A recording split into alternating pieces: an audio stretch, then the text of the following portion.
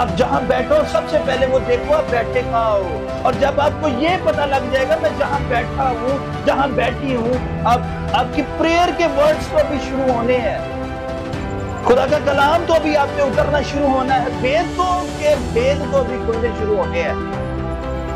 जो कोई उसके मुंह की बातों को सुनता है और उस पर अमल करता है वो हमेशा की जिंदगी का वारिस है।